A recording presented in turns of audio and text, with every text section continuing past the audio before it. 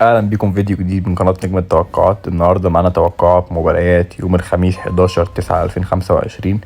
قبل ما نبدا حابب افكرك ان انا بكسب ناس على التليجرام، بعمل مسابقات هناك، فما تنساش ان انت تنضم. هتلاقي الرابط في الوصف، وتشترك في القناه وتحط لايك. تمام.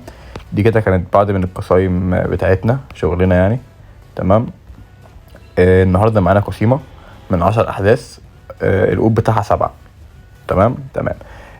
قسيمة طبعا دوري اماراتي على دوري ايسلندا والكلام ده، لان طبعا ليلة الماتشات، فمعانا كده 10 ماتشات. تعالوا نشوف كده الاحداث مع بعض. معانا اول ماتش، عملت فرصة مزدوجة للوحدة ابو ظبي. في ناس طبعا هتقول لك انا هعملها فوز للوحدة، انت براحتك، عايز تعمل فوز اعمل، انا بلعبك في المضمون منه. تمام. معانا تاني ماتش في الدوري الايسلندي. تمام. انا عملت مجموع الماتش كله اكتر من 2.5. طيب ليه؟ عشان انا يا جماعة زي ما انتوا عارفين طبعا، الناس القديمة معايا، انا بحلل وبشوف يعني بشوف النتائج قبل كده، وبشوف الدنيا والاحصائيات، فبناء على كده بقول لكم مثلا ده في 1 2 3. تمام. نروح كده لتالت ماتش معانا في الدوري السويدي. عملت برضو مجموع اهداف اكتر من 2.5. عايز تقلل تخليها 2 براحتك، مفيش اي مشكلة. تمام. طيب نروح كده بقى للماتش الرابع، ماتش في الدوري الدنماركي. عملت مجموع اهداف اكتر من 1.5. تمام. ومعانا الماتش الخامس، ماتش الشارقة وخورفكان تقريبا يعني. عملت الاهداف مجموعة اكتر من 1.5. طبعا الماتش ده بنسبة مثلا 80-90 هيبقى فيه كمان 3-4 اجوان ان شاء الله يعني. تمام.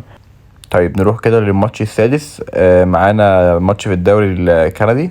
عملت مجموع اهداف اكتر من 1.5. تمام. ومعانا ماتش الشباب الاهلي بتاع شباب الاهلي دبي. عملت فوز شباب اهلي دبي فوز صريح. عايز تعمل فرصة مزدوجة براحتك، مفيش اي مشكلة. تمام.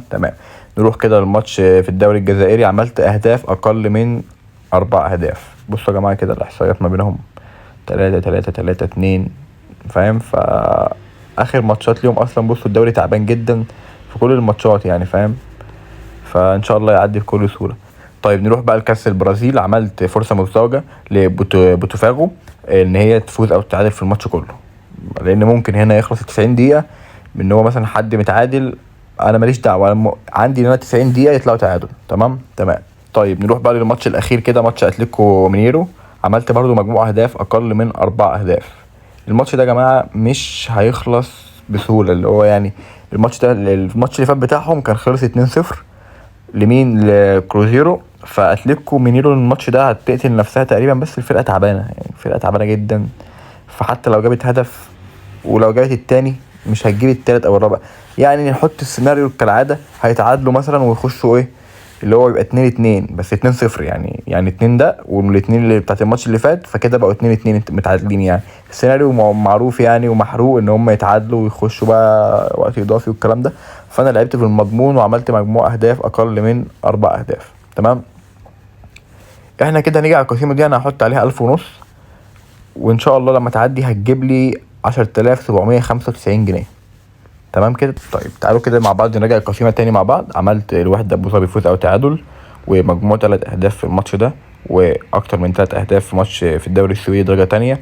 والدوري الدنماركي عملت هدفين، الشرق هدفين، والدوري الكندا هدفين، وشباب الاهلي يفوز.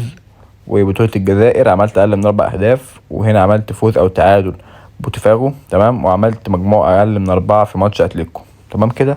ودي كانت القسيمه بتاعت النهارده. ما تنساش ان انت تشترك في القناه وتفعل زر الجرس، وبس كده. سلام.